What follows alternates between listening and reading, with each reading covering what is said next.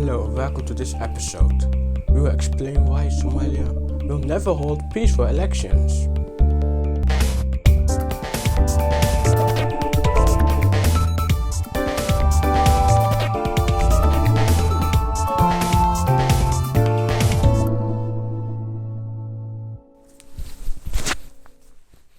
This is a new program on Dallo Productions called Dallo Explainer.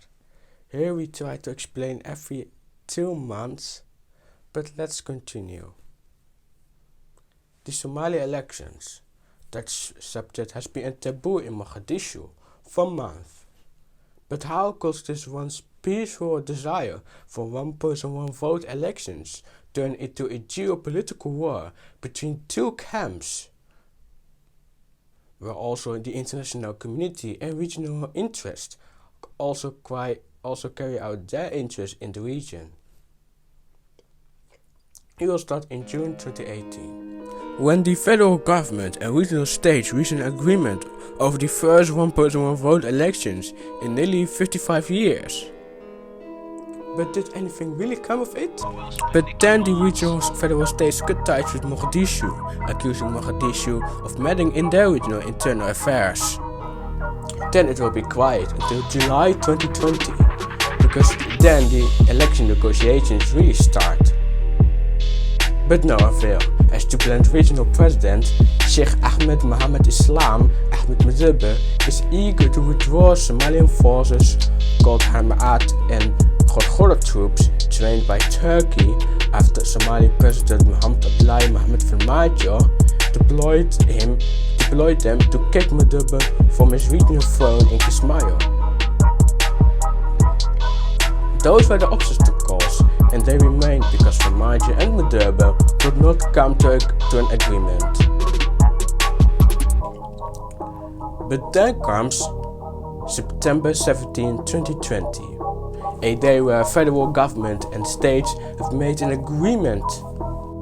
They made an agreement that Somalia will keep some kind of one person one vote in a traditional corrupt 4.5 system that not clan elders decide who gets the parliament, but civil society leaders and district leaders decide. But also that agreement does not last long. If Madebe pulled him back even because he already added his signature, according to Madebe, the federal government will be able to control the 16 seats in Gabriel, the district capital of the Gede region in the Jubilant state. Something that goes against the federal constitution, says Madebe. Current President Said Abdullahi Jani joins Madebe and the Somali opposition led by Sheikh Sharif Sheikh Ahmed also joined forces against Farmajo and the Villa Somalia.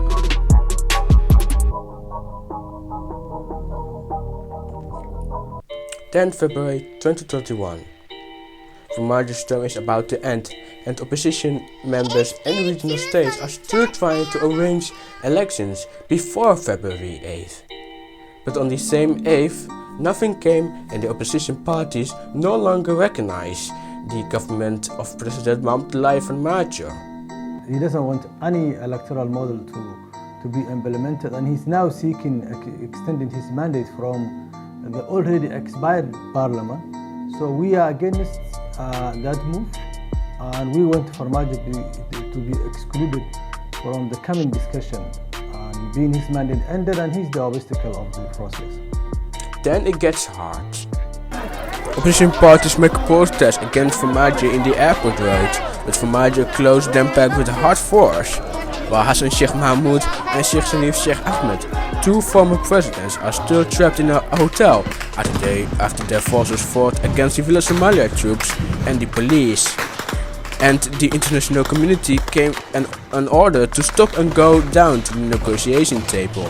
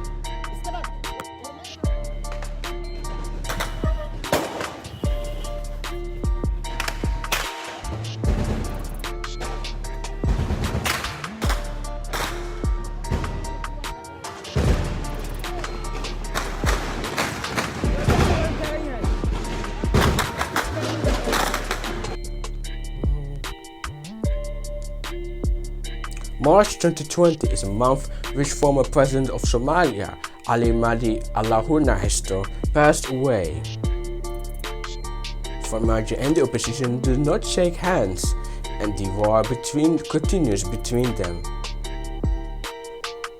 In addition, the village Somalia accused the United Arab Emirates, the UAE and Kenya of being behind the failed talks trying to set up a government that will continue their interests in the region. April 2021. This month is also the hotspot in the elections, when President Mohamed Abdullahi Mohamed Farmajo extended his term by 2 more years on April 12. Protests erupted in the districts of Hodan and Yaghshid. It got so bad that fighting erupted in the capital, almost leading to civil war.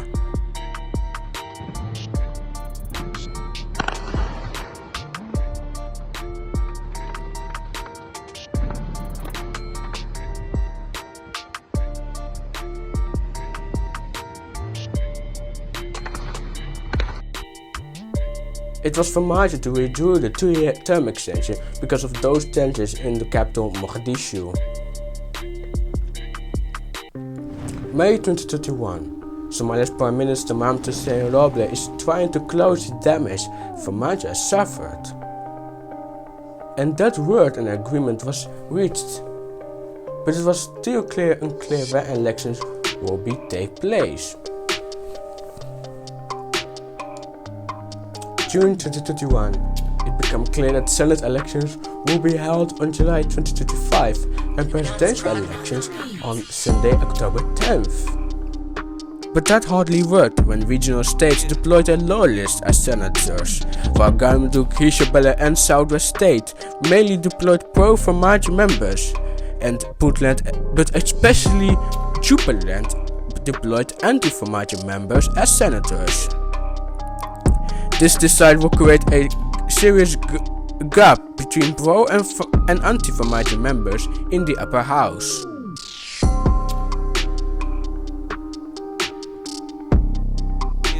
August 2021, a rift had begun between Farmajo and Roble of the murder of the former NISA employee Nis Ikram Talil. 5 is accused to have carried out on it. And now on October 10, 2021, we are on the same day that we will actually elect a new president, but he never came. But let's ask yourself, who's to blame for these failed elections? Of course, Farmajo, the president of Somalia, is responsible for this, but President Madurbe and Deni also played a crucial role in the failed elections. What also plays in the background is that Farmajo buys Twitter accounts with thousands, maybe millions of dollars. For example, Farmajo pays Twitter account Leila Siad and Mr. Nabati Onalol to support his propaganda, and they eliminate opponents with propaganda that it is their fault. In addition, he also has a arch who makes hateful drawings to show that Farmajo is on the right path, and that the opposition is listening to the United Arab Emirates. How will this continue is unclear. We at Dallo Productions are keeping an eye on it. But one thing is for sure. There will never ever be peaceful elections with Farmajo as the president of the Federal Republic of Somalia. Only when Farmajo is gone, but we will see about that. This was Dallo Explaining. I thank you very much. Bye.